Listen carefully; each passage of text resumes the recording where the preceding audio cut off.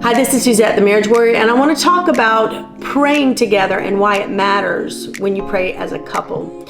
First of all, many people are very shy about praying together. I don't know the reason for that, but they seem to be. Even Christians that go to church and are faithful and have a strong spiritual grounding have some resistance to pray together. Praying, I guess, could feel very vulnerable, but when you understand what prayer is doing, it is a powerful tool, and it's not vulnerable at all. Actually, it's very empowering for you. It's empowering for your partner, and it really can seal the deal with you guys in starting a good cycle between y'all.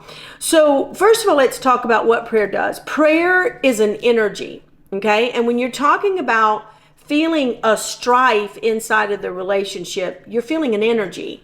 And so the scripture talks about in Ephesians that we do not fight flesh and blood, but powers and principalities and wicked places. So if we understand that that power is an energy that's dark and coming into your relationship, then if you need to win that battle, then you have to be backed by a higher power, which that higher power is praying to God, who is the Most High. So when you understand just the mechanics of prayer, and it's energy fighting energy, and then there's something very powerful in unifying. So one of the things I try to bring to couples is, how to unify. Where are some places we can actually unify? And the scripture talks about strengthen what remains. Where are some places that we can strengthen in the relationship and build it? And if you're resisting too much, you're not going to be able to strengthen anything. You're not going to be able to find your talents, your giftings, nothing. You're just going to resist.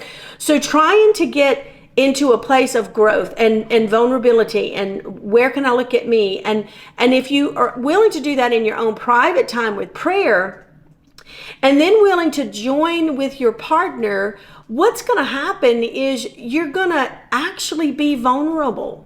Like when you pray, you're asking for something that you need. Well, if you're doing it with one another, then you're asking in front of the other person, God, for something that you need. So then they can locate you. And then it pulls down a lot of the strife between y'all, because it's creating vulnerability. It's actually the other partners being able to say, okay, they're vulnerable about something.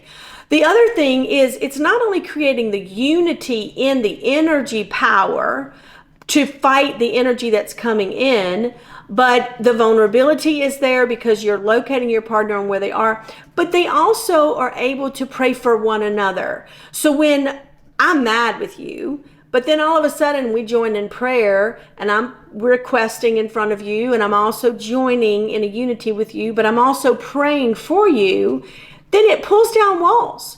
So it's such a great energy backing for what we have in the relationship with this, which is strife. But it's very difficult for people to get there. I think the enemy just fights us, and I think he feeds on a lot of negativity. And when we're in a fight, all we're doing is buying into what he's saying. Blah, blah, blah, blah, blah about this person, and blah, blah, blah about you. And whatever it is, it's just a constant nagging in the mind to where you'll not want to pray. And if you just understand the mechanics and ask for prayer or ask to pray together, then you are fighting the energies that are unseen without you really doing much. Okay? Now, let's talk about the simplicity of prayer and how it really needs to be.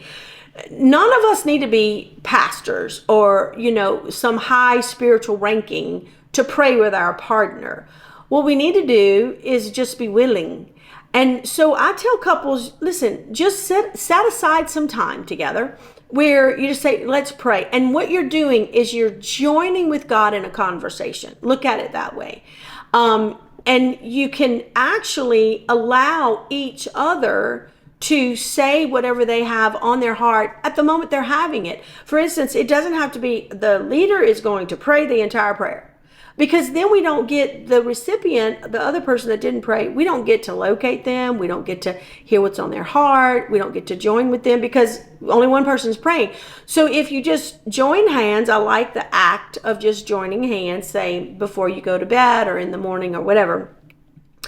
And you begin to just pray what's on your heart. So if you're burdened about, say you have a job promotion or something's going on in the job, and your spouse decides, I'm going to pray for you. Okay, so they just say, God, we ask that you will cover this situation. We ask that you'll go with my spouse in the situation. I ask that you have them have patience in their heart and be able to have favor with man, or whatever it is you're asking for. And then you can be silent because that burden was on your heart. And then the other person can wait and see if there's something on their heart. And we might be waiting there just for a few little seconds, and it's okay. You can still just wait there because it's an exchange. It's not a step up, pray, get it over with. It's a calm exchange between two people and God. And we're pulling the energy of the great source of everything down with us to unify with him. And we're asking for assistance. But mechanically what is happening is you're creating an energy field around the coupleship that can push away dark entities and the energy that they're feeding off of. It's a pretty simple thing. And then listen, when you finish praying, all you got to do is wait a little while, see if everybody's clear, if anybody else has to say anything. And if nobody says that they need to say anything else, just, okay, we're clear. Honey, I hope you have a great day. And that's it. Nothing more. It's pretty simple.